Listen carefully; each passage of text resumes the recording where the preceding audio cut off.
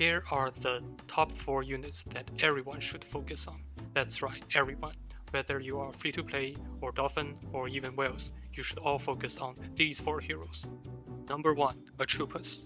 She's a support hero that increases the attack of your team, but she does it in an interesting way where she takes 40% of her own attack and slap it onto your heroes, which means that you want your Atrupus to have really high attacks, thus upgrading her star level is important. Luckily, Atrupus is easy to get.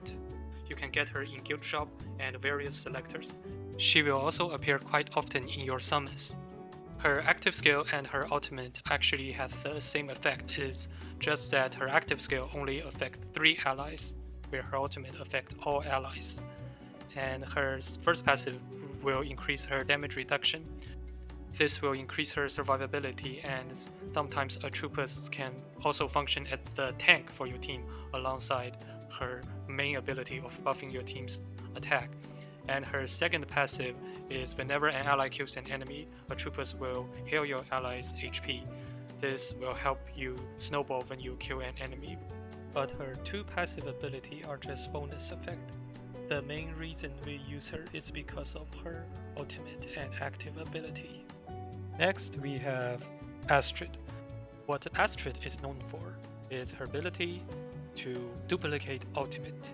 So when Astrid is deployed every round, the number 2 ally that casting their ultimate will cast it again. So the first unit that casts their ultimate is not affected. The second unit will cast their ultimate twice. But this is not the only thing that makes her good. If you want to use Astrid in her own synergy Mystifier, she's also really good. So in Mystifiers, with the addition of Astrid, we have 4 Monarch within the Mystifier synergy itself. Astrid will also apply stun on enemy whenever there's 5 stack of crowd applying to enemies.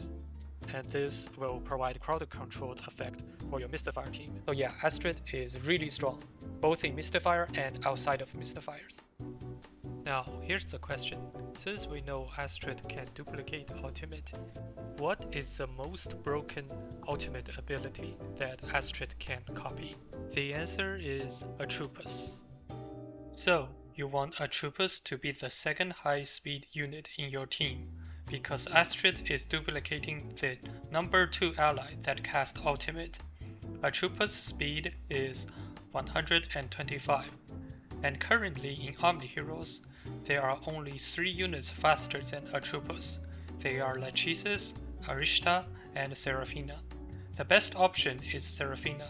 The first reason is that she shares the striker synergy with Atrupus. She also has a very strong passive ability. When Seraphina is alive, there's a 50% chance to apply 1 stack of blessing to your ally when they are attacked. Last but not least, Elmer is another unit everyone should focus on. He has 2 extremely strong passive ability. The first one is whenever Elmer dealt damage to enemy, he taunts them. The second one is, as long as there's 1 other ally alive, Elmer will not die. Both abilities are strong on their own, but they are even stronger when combined together. He's the premium tank hero that will greatly increase the survivability of your team.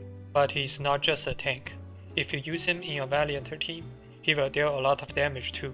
Also, in the Season PvE game mode, he can combo with the Undying Shield artifact to make your whole team literally unkillable.